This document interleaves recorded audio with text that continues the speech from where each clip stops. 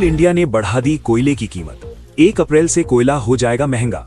कोल India ने सभी grade के कोयले की कीमतों में बढ़ोतरी का फैसला किया है।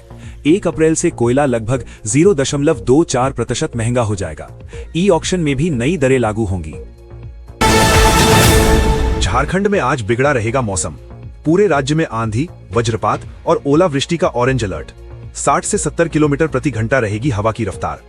राज्य में गुरुवार यानी आज मौसम का मिजाज पूरी तरह बदला रहेगा। बंगाल की खाड़ी से आ रही नमी और सक्रिय साइक्लोनिक सर्कुलेशन के कारण कई जिलों में तेज आंधी, वज्रपात और ओलावृष्टि की संभावना जताई गई है। मौसम विज्ञान केंद्र के अनुसार पूरे राज्य में ऑरेंज अलर्ट जारी किया गया है।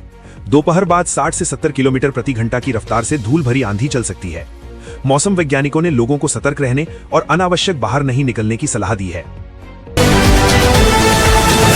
रिम्स में जल्द शुरू होगा वीआईपी क्लिनिक। एक ही जगह पर जांच और विशेषज्ञ डॉक्टर करेंगे इलाज।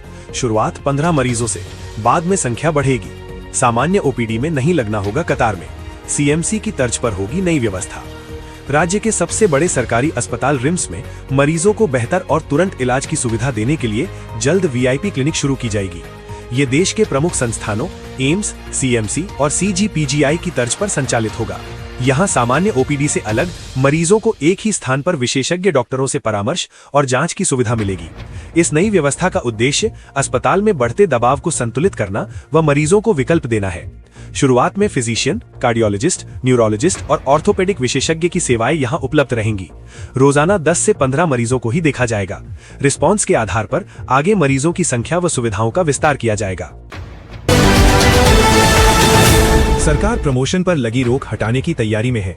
बड़ा फैसला, बिना इंटरव्यू 90% शिक्षक बने एसोसिएट प्रोफेसर, अब बनेंगे प्रोफेसर।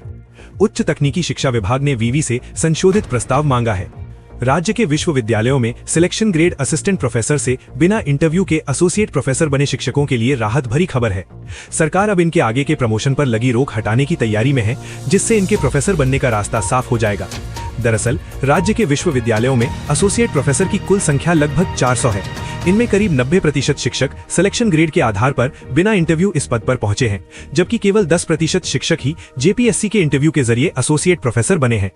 उच्च एवं तकनीकी शिक्षा विभाग ने इस संबंध में सभी विश्वविद्यालयों से संशोधित प्रस्ताव भेजने को कहा है। इस फैसले से उन शिक्षकों को बड़ी राहत मिलेगी जिनका करियर लंबे समय से एक ही स्तर पर ठहरा हुआ था। हालांकि ये बदलाव इंटरव्यू के जरिए प्रमोशन पाने वाले शिक्षकों के लिए नई चुनौती भी पैदा कर सकता है। विशेषज्ञों के मुताबिक ये फैसला सिर्फ प्रमोशन तक सीमित नहीं रहेगा, बल्कि विश्वविद्यालयों में सीनियरिटी, मेरिट और समान अवसर की व्यवस्था पर भी असर डालेगा। कोडरमा में आंगनबाड़ी केंद्र व स्कूल में चोरी, विद्यालय के दरवाजे भी तोड़े, आंगनबाड़ी से 1 माह का राशन और बर्तन चोरी। कोडरमा जिले के नवलशाही थाना क्षेत्र अंतर्गत रायडीह गांव में अज्ञात चोरों ने एक ही रात में 2 सरकारी संस्थानों को निशाना बनाकर दहशत फैला दी। चोरों ने जहां आंगनबाड़ी केंद्र का ताला तोड़कर बच्चों के लिए रखी खाद्य सामग्री और बर्तन उड़ा लिए, वहीं उत्क्रमित मध्य विद्यालय में घुसकर कक्षाओं के दरवाजे तोड़ दिए। लगातार बढ़ रही इस तरह की घटनाओं से ग्रामीणों में भय का माहौल है। सुरक्षा व्यवस्था पर सवाल उठने लगे हैं।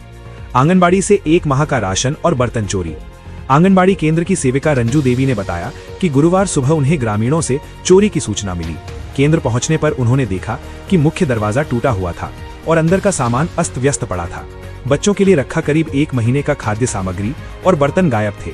वहीं दवाइयां जमीन पर बिखरी मिली। इस घटना से बच्चों के पोषण कार्यक्रम पर असर पड़ने की आशंका है। सेविका ने बताया कि इससे केंद्र संचालन में भी परेशानी होगी। चतरा में टीएसपीसी के 5 नक्सली गिरफ्तार, घेराबंदी कर 5 को दबोचा। हथियार, पर्चे और चोरी की बाइक बरामद। फायरिंग कांड का खुलासा। चतरा में उग्रवाद के खिलाफ चलाए जा रहे अभियान के तहत पुलिस को बड़ी सफलता मिली है। पिपरवार थाना क्षेत्र से प्रतिबंधित उग्रवादी संगठन टीएसपीसी के सुदर्शन जी गिरोह के 5 सदस्यों को गिरफ्तार किया गया है। पुलिस अधीक्षक को 18 मार्च की रात गुप्त सूचना मिली थी कि संगठन के कुछ सदस्य बेंती मैदान के पास जुटे हैं और किसी बड़े व्यक्ति को निशाना बनाने की योजना बना रहे हैं। सूचना को गंभीरता से लेते हुए तत्काल कार्रवाई का निर्देश दिया गया। घेराबंदी कर 5 को दबोचा। एसपी के निर्देश पर एसडीपीओ टांडवा प्रभात रंजन बरवार के नेतृत्व में विशेष छापेमारी टीम का गठन किया गया। पुलिस टीम जैसे ही बेंती मैदान के पास पहुंची, वहां मौजूद युवक भागने लगे। हालांकि पुलिस बल ने तत्परता दिखाते हुए चारों ओर से घेराबंदी कर 5 को पकड़ लिया। गिरफ्तार अभियुक्तों में सुरेंद्र कुमार उर्फ लंबू, अशोक कुमार गंझू, हरीश महतो, सूरज कुमार भुइया और रोनित कुमार गंझू शामिल हैं। सभी अलग अलग स्थानों के निवासी हैं और संगठन के सक्रिय सदस्य बताए जा रहे हैं। चैत्र नवरात्रि आज से डोली से आएंगी माता रानी और हाथी पर होंगी विदा। चैत्र नवरात्रि के 9 दिनों का हिंदू धर्म में खास महत्व है। इस दौरान मां दुर्गा के 9 स्वरूपों की पूजा करने का विधान है। हर साल चैत्र मास के शुक्ल पक्ष की प्रतिपदा तिथि से चैत्र नवरात्रि की शुरुआत होती है।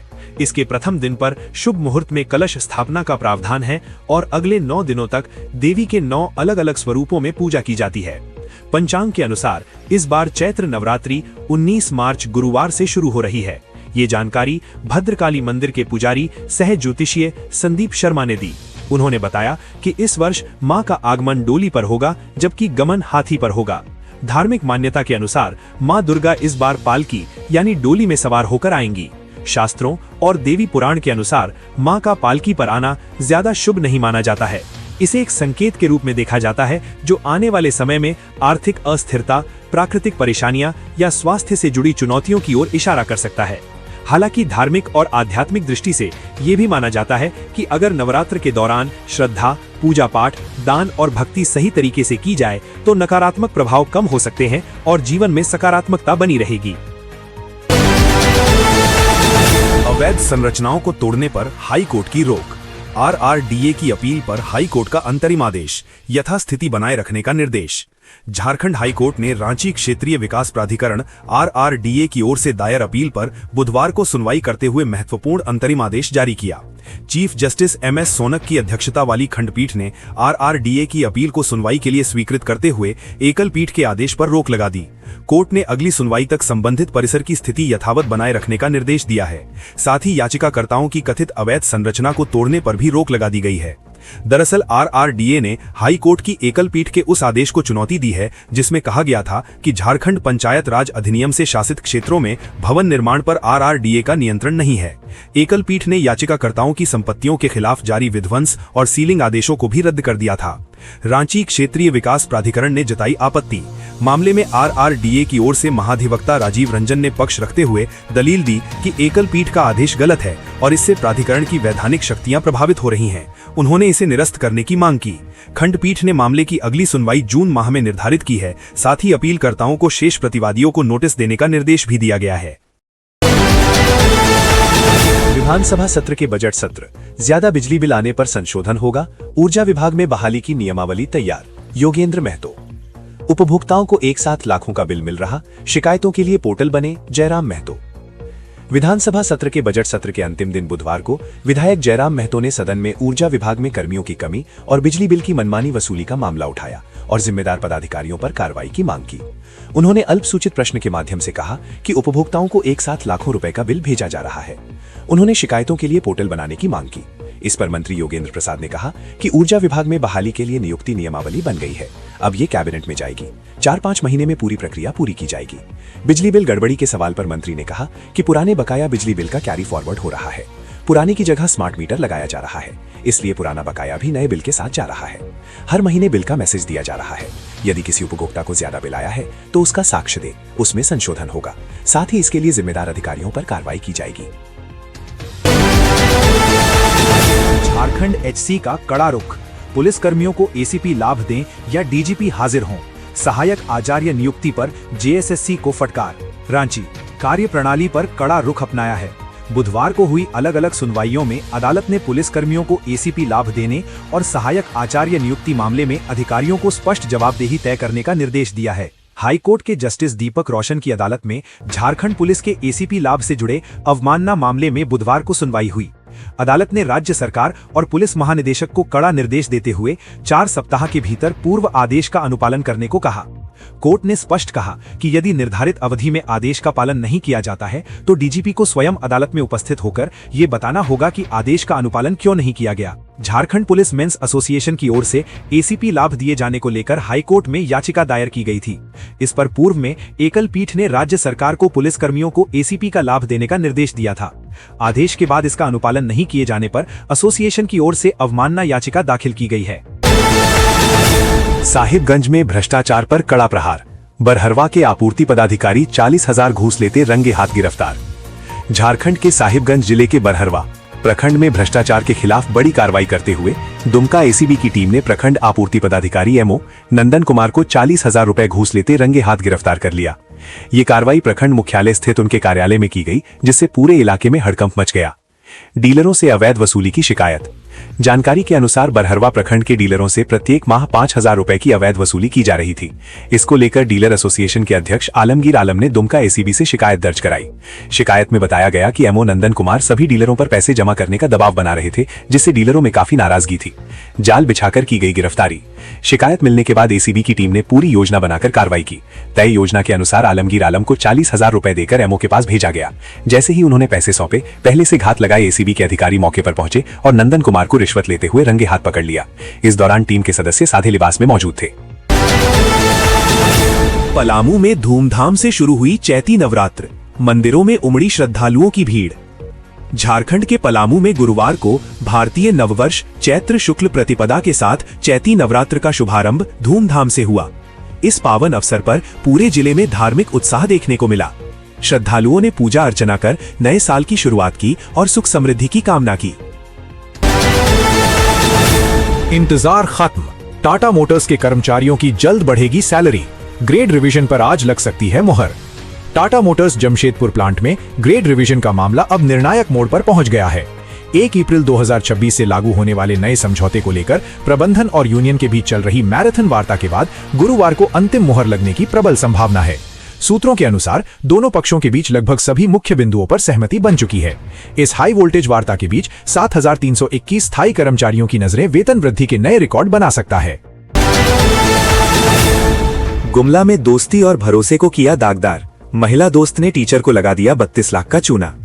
झारखंड के गुमला में दोस्ती के नाम पर 32 लाख रुपए की ठगी का मामला सामने आया है।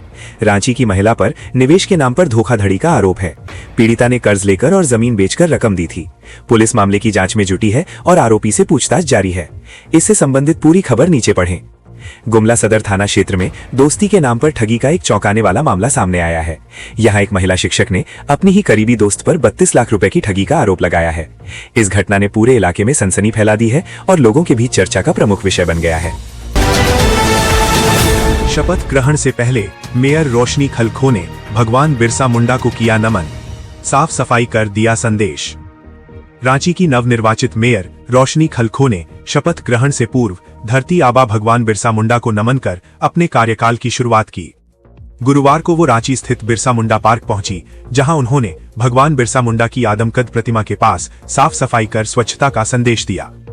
इस दौरान रोशनी खलखो ने कहा कि भगवान बिरसा मुंडा उनके आदर्श है और वे उनके पद चिन्हों पर चलते हुए रांची के समग्र विकास के लिए काम करेंगी। उन्होंने कहा कि उनकी प्राथमिकता शहर की बुनियादी सुविधाओं को मजबूत करना और आम लोगों की समस्याओं का त्वरित समाधान करना होगा। मेयर ने भावुक अंदाज में कहा कि वो रांची की जनता के लिए हमेशा उपलब्ध रहेंगी। जरूरत पड़ने पर जनता की बेटी के रूप में हर समय उनके साथ खड़ी रहेंगी।